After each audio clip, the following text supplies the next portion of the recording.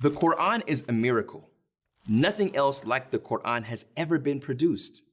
The Quran is the strongest proof that Muhammad was a true prophet. We hear these claims made quite often, but do we truly understand them? What makes the Quran so otherworldly? Why is the Quran a miracle?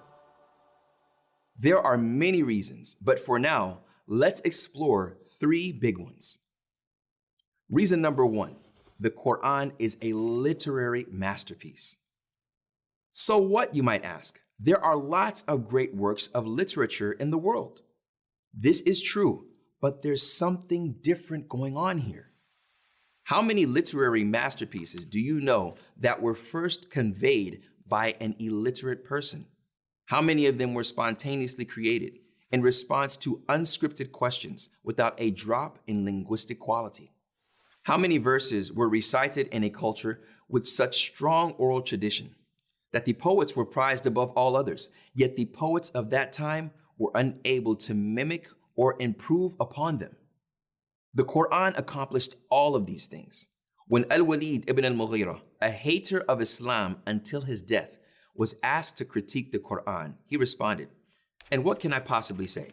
There is not a single man among you who is more versed in poetry than I or in prose. And by God, what he says bears no resemblance to any of these things. By God, his statement which he utters has a sweetness to it, and a charm hovers over it. Its highest parts are fruitful, and its depths gush forth without end." Reason number two, the Quran contains historical information that could not have been known at the time of revelation. It's common to argue that many of the historical narrations in the Quran were taken from the Bible. While it's true that both holy books tell the same stories, there is a key difference. The Quran contains accurate details not found in the Bible.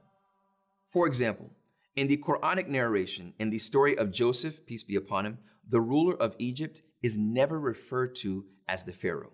In the biblical version of the same story, the ruler is called the Pharaoh.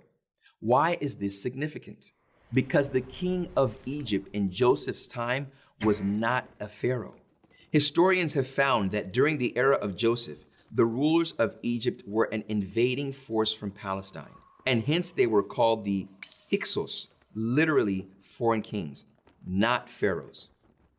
This isn't a coincidence.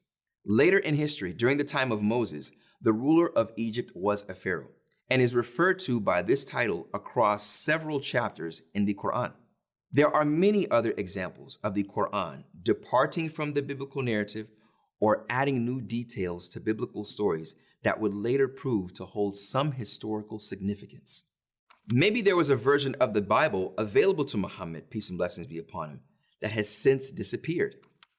This would make sense, except that the historical record indicates that there were no versions of either the Old or New Testaments available in Arabic, Muhammad's language, until a century after the Quran was revealed.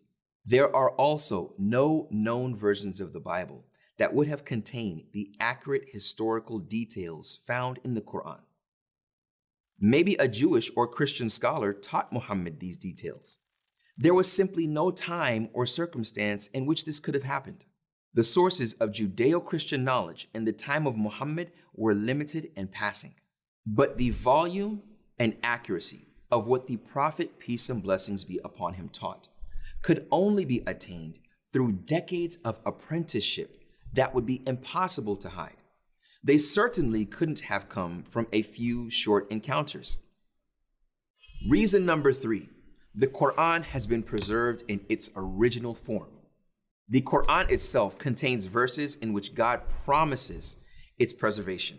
Is this in itself a proof? As it turns out, yes. After a millennium and a half, today's Quran perfectly matches with the Uthmanic Codex, the full text of the Quran that was compiled by the Prophet, peace and blessings be upon him's companions. The consistency of the Quran's oral transmission is also rock solid. Every oral recitation all over the globe is consistent with every other oral recitation, and they are also compatible with the written form of the Quran. As we have seen with the Bible, this is extremely unlikely to happen on its own. Historical texts are often edited, lost, changed, forgotten, or otherwise altered by human intervention over the course of history.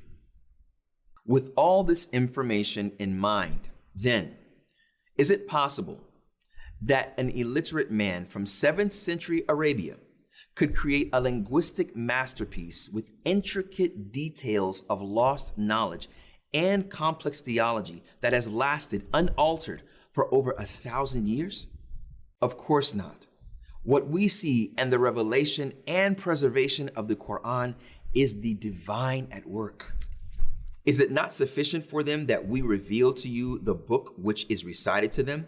Indeed, and that is a mercy and reminder for a people who believe.